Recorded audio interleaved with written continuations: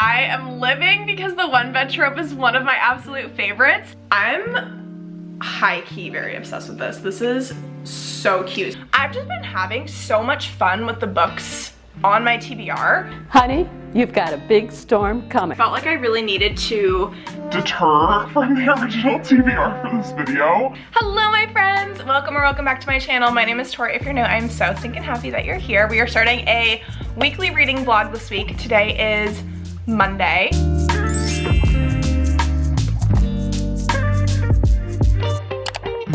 It's going to be very Once Upon a Readathon themed because I'm super focused on my Once Upon a Readathon TBR. I've just been having so much fun, Honey, with the books you've got a big on my TBR. Storm coming. Which is so weird. I am not usually one to stick completely to my TBR and like have a good time with it, but it's happening. I don't know what's going on, but we're just sticking with it. So the books that I have on my tentative TBR, potentially subject to change, but we'll see. I have Dark Shores by Danielle Jensen. I loved The Bridge Kingdom, which she also wrote, and so this is her pirate fantasy romance. Unlikely Pairing. They have to pair up to go on a quest together. She's a seafaring lass. He is a soldier. And that's pretty much all I know. Next pirate book that I have is Tress of the Emerald Sea by Brandon Sanderson. This is my first Brandon Sanderson book. This is a standalone book. I've heard that it's super reminiscent of The Princess Bride, which we love. I'm a little bit nervy for this one because Brandon Sanderson is a very intimidating author for me. And then the last one that I have is going to be Six Crimson Cranes by Elizabeth Lim. This is a BIPOC author, which we love to see and we love to support. This is a book that has been on my TBR for an embarrassing amount of time. But Cami from Burrows and Books sent this book to me for my birthday. Thank you so much, Cami. And so I'm super excited to get to it. I've heard that it has a dragon in it, and so in terms of Once Upon a Readathon, besides getting BIPOC author points, I think that I can attack the dragon team with this book, so we will see. This is the tentative TBR, or at least the priority TBR. I hope that you're excited. If you are, please be sure to give this video a big thumbs up, subscribe to my channel, and let's get into a little reading update. So I've started the audiobook for Dark Shores. I'm on chapter 11, 20% of the way through. We have our two POVs. We have Tariana, who is the seafaring lass, and we have Marcus, who is the soldier. He's being blackmailed into this mission, which is juicy, so he is kind of like doing it against his will. He has some secrets that he's trying to keep under wraps. Tariana, in this world, her people are the only people who know how to like sail across the sea. Marcus is tasked with capturing Tariana and having her lead him to this other undiscovered land called the Dark Shores. I'm a little bit undecided about Tariana, but I'm ready to spend some more time with her and get to know her a little bit better because I feel like I tend to love seafaring people and I want to see what she has in store. It's giving ancient Roman Empire. Marcus wears like a toga. They have their army rank like tattooed on their back.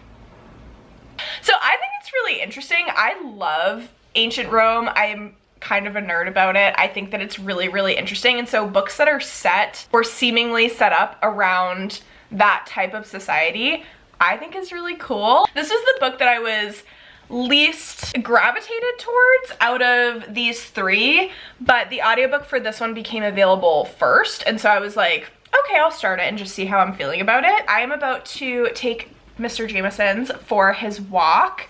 I will take y'all along for a little bit, and I'm going to continue listening to this audiobook.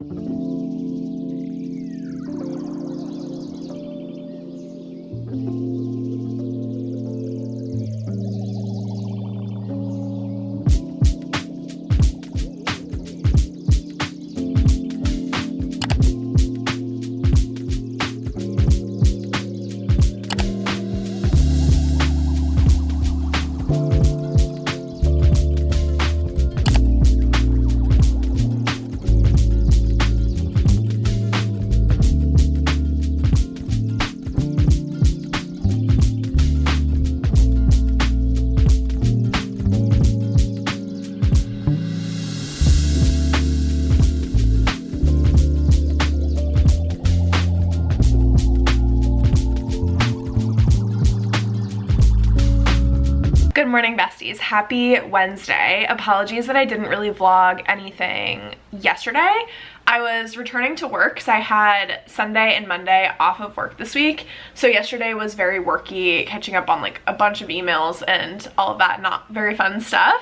So I didn't have a chance to read too much yesterday. But this morning I had to clean up my kitchen. I had to do like chores, and so you know that's my audiobook time. I was also this morning working on some wedding stuff. I have to send out save the dates pretty soon. I got a lot done, which is really nice, and I've been listening to Dark Shores this entire time, so I am more than halfway. About 3 hours left in this audiobook. I don't know if I'll be able to finish it today. I'm gonna try to get to about 70%. I think that that's fairly achievable. I have a couple updated thoughts. The first being, I love how the gods are portrayed in this society. Sailors are typically known to be superstitious. The gods are very active. The gods with the Mariana people are present. They're not just this overlying presence, like they're actually present in the world and interact with the Mariana folk. So that has been a joy to read about, even though it's led to some very tense scenes. What I'm finding with a lot of the piratey books that I've been reading so far this month for Once Upon a Readathon,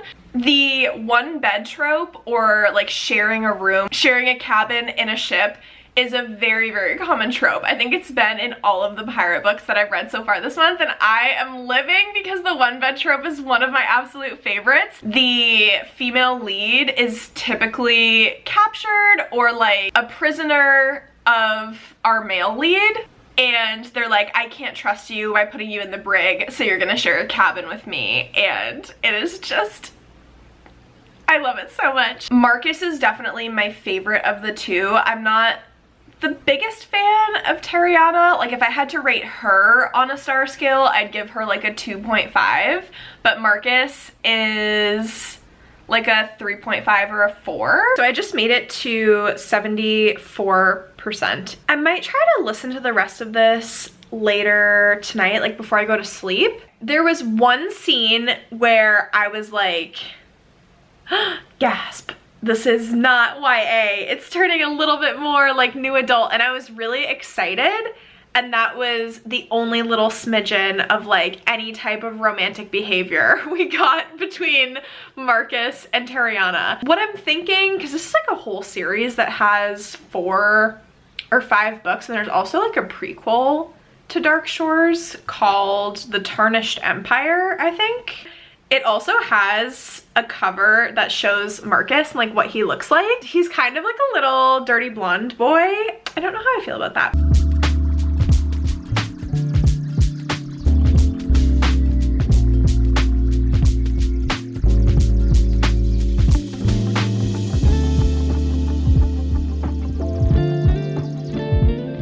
Happy Thursday. I have some news. I finished Dark Shores. I gave it 3.5 stars because that's what this book deserves.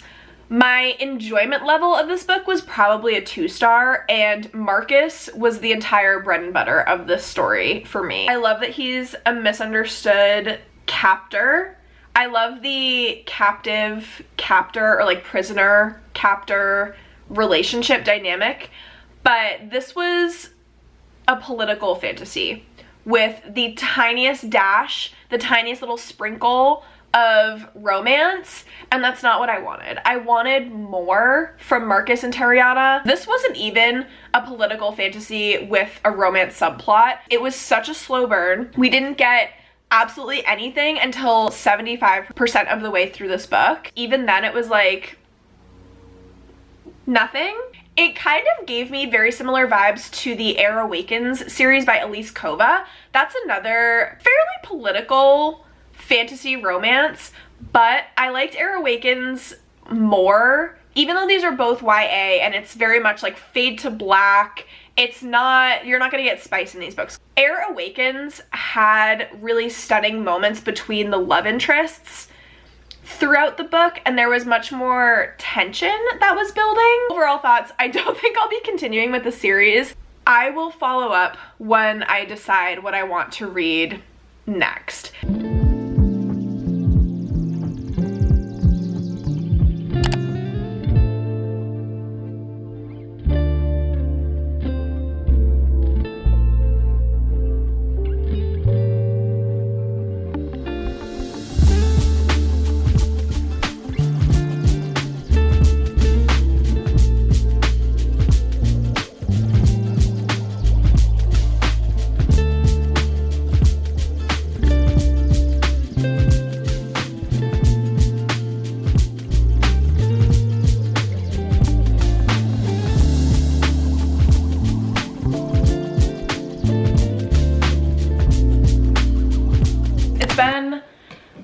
days since I've updated this vlog. Basically, I finished Fourth Wing on Friday and knew that I wouldn't want to touch another book for the entire rest of the day. And then yesterday was Saturday. I didn't really read too much. I did start 2 new books that are completely different genres other than fantasy, because right now I was like, any fantasy book that I pick up after reading Fourth Wing, I'm not gonna have the best reaction to, and I already know it. So I switched to a nonfiction and a horror book that I will tell you about momentarily, but I figured we could do a little Amazon haul. The first thing, I got a new sports bra, like a high impact sports bra, because I don't have any good ones for when I run. I'm super excited about. So I got a candle warmer lamp. I've been seeing these all over my TikTok and they've been recommended to me on my Amazon as well. And they look so cute. I'm definitely a candle lover. I've heard that these, you don't have to light your candles and they actually make your candles last a lot longer. That sounds perfect to me. So it's really cute. I think I'm actually gonna put it right here. Oh my god, she's a cutie pie. Look how cutie she is. It has like a little dimmer. And I just got a new candle from Target, which we would have seen in this vlog as well. I'll insert a clip of when I have it all set up as well. Okay, second package. Yes, I did set her up right away because I needed to see her. I got one of the Stanley Cup dupe cups, Simply Modern ones. I've heard really good things about these cups. I do have a Stanley Cup, but I need another one that's like in rotation because I will be completely honest, I don't clean her as much as she needs to be cleaned. So it comes with 2 straws, which we love. Cutie! I forget what color this is. It's like seafoam green, I think. Sage green. Oh my god, she's so cute! I'm high-key very obsessed with this. This is so cute. Then I got these 2 shirts for work because I'm going on a work trip pretty soon and I have like no work clothes because I wear sweatshirts and comfy clothes literally all day, every day. The last thing that I got was 2 cutie little soap dispensers. When we went to Target, we got that little wood tray that I put like a candle and a plant on, but I wanted to have some cutie soap dispensers. This is what that's gonna look like. That's the Amazon haul. I am going to go set up these little soap dispensers. This is adorable. I'm about to go fill this up right stinking now.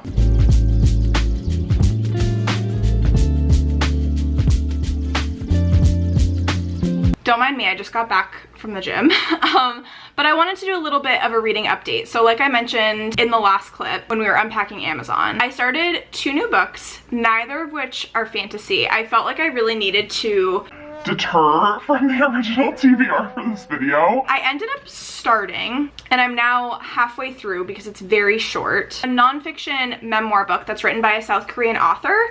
I hope that I'm saying this correctly. It's called I Want to Die, But I Want to Eat Tteokbokki. The probability that I got that correct, non-existent, but it's a book that's been on my radar for a little while. A translated transcript of our author's sessions with her therapist. She was diagnosed with depression, but she also, like all of us, goes through a lot of periods of anxiety, of self-doubt, of hiding her feelings from people. She just feels like she isn't normal, and so the reason why she published this book in the way that she did was because she wanted it to be an example for others to show you're not alone in feeling like this. This was right in the prologue of this book. 2 quotes. The first one, "In the end, my hope is for people to read this book and think I wasn't the only person who felt like this," or "I see now that people live with this." And I thought that was really beautiful. The other quote on the same page is, "I've also realized that revealing my darkness is just as natural a thing to do as revealing my light." And I love that as well. Now that I'm about halfway through, it is very clinical feeling because it's literally the transcript from her therapy sessions. And so it's her explaining what she's going through. It typically starts with her therapist asking, well, how are you? And then she goes into, well, since we last met, like, these are all the things that have happened. And she is extremely self-critical, which I think a lot of us are. And she's overanalyzing a lot of social situations, which I am absolutely guilty of. I don't think the format of this book will be for everybody, but if it sounds interesting to you, I hope that you do pick it up, because I've had, I'm not gonna say like a fun time reading it, because it does get deep into some emotions, but it's a very beautiful, emotional book. And then the other book that I've picked up that I'm not as far into, I think I'm about 10% of the way through, is the horror book that has been on my June TBR for Once Upon a Readathon. And so Into the Sublime by Kate Borman. It's also bordering on psychological thriller. So we have these girls who, there was 4 of them. They go to this park, national park type thing in Colorado, seeking what a lot of people are calling the Sublime, and it's like a subterranean lake system or like river system. 4 of the girls go in, 3 of them come out. 1 of them is covered in blood that is not her own, and the 2 others are injured and traumatized, and they have to go in an ambulance to the hospital right away. We're left with the police that are questioning our 1 survivor. Like, there were 3 survivors, but she's the only one who's unharmed, but she's covered in other people's blood, and they're like, what's going on? What happened? So those are the updates so far.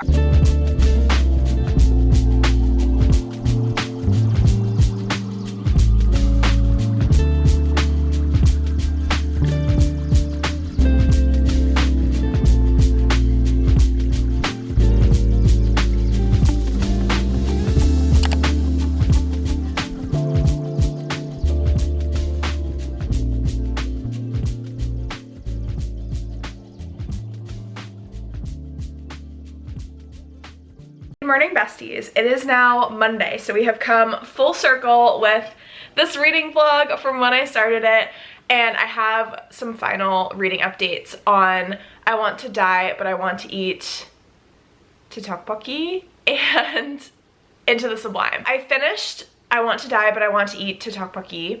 I am not going to rate it because I don't typically rate nonfiction books, especially because this is someone's memoir, and it always feels odd to me to give a star rating to someone's actual life.